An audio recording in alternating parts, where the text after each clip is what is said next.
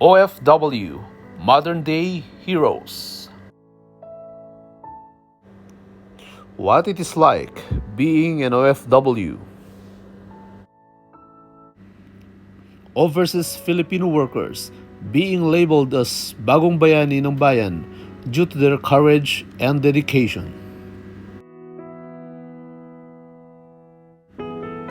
It isn't whining to speak about OFW realities, nor does it mean that they are ungrateful for their overseas jobs. It's simply a peek into our not-so-ideal lives. What they did not tell you about the OFW life. Many OFWs ignore the ringing phones because they know that most of the time, it's just someone asking for money. They wonder sometimes if money is all they are good for. Especially when they are pressured to keep working abroad, even if they've expressed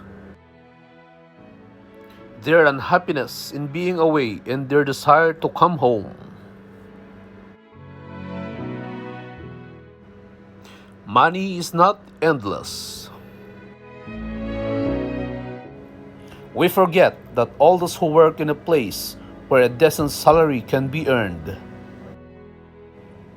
also have a higher cost of living and their own financial commitments. Many Pinoys go into debt because of these responsibilities and the ready availability of credit cards, which easily trap the inexperienced consumer. But rarely will an OFW admit that money is in short supply. They will borrow just to send money home if need be. They will max out their credit cards to get their children the fanciest toys and clothes. Their reasoning is that if their loved ones can't enjoy the rewards of their efforts, why else would they make sacrifices in their lives? Even if their children grow up seeing them just as a source of gifts and cash, OFWs will take that over nothing and over coming home and not being able to provide. You're always one step away from ruin, especially when a worker doesn't have health insurance or government protection. It's one of us is one serious illness or accident away from losing our livelihood or becoming disabled without any nearby family support to care for us. When we are sick, unless we have close friends or loved ones around, we usually have to just shake it off or ride out a cold or the flu. If we don't have sick days at work, we might actually work through our illnesses rather than lose the money we were going to earn that day. There is always that fear of being one step away from disaster. And we take on those who rely on us and our income. We carry on anyway with crossed fingers and prayers, because there are those who depend on us back home.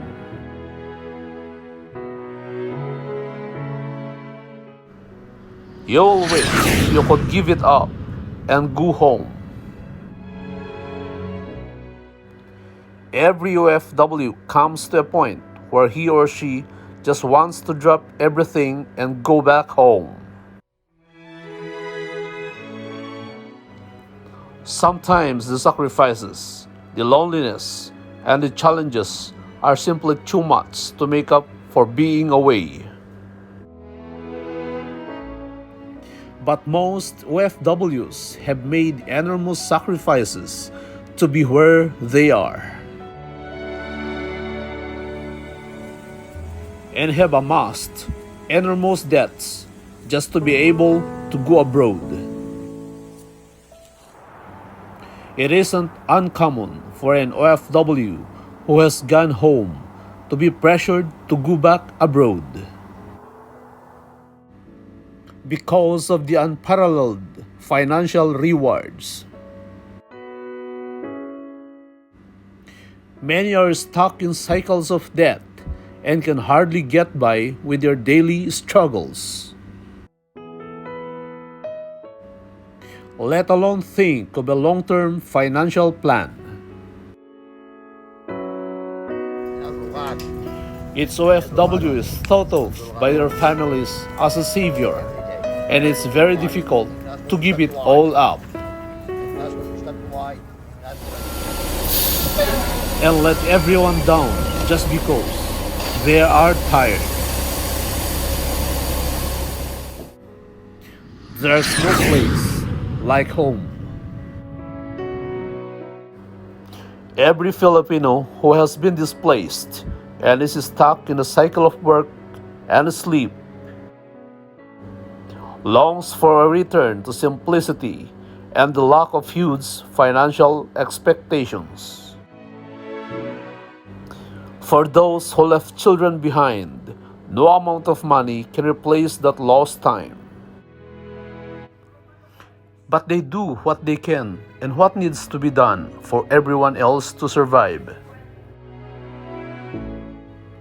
It's hard to admit that it isn't always better on the other side. But the more we realize what is at stake when our friends and loved ones leave the Philippines for a better life, it's important to see whose life is actually better and what its cost is to relationships and families, as well as on one's long-term financial stability if they're not careful with their money. It isn't whining to speak about OFW realities, nor does it mean that they are ungrateful for their overseas jobs. It's simply a peek into our not-so-ideal jobs. Maybe when OFWs speak up about their experiences,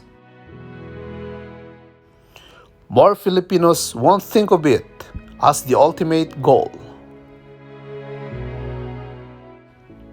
Maybe that could help fix the broken system back home, rather than be satisfied with constantly sending our labor to other shores. Are you an OFW? What realities have you had to face being away from home? Is a family member of yours working abroad? What is it like being left behind? The overseas Filipino workers or OFWs are now labeled as the bagong bayani ng bayan because of their noble sacrifices in going to different countries in order to make a living for their respective families. Thank you for watching and stay blessed.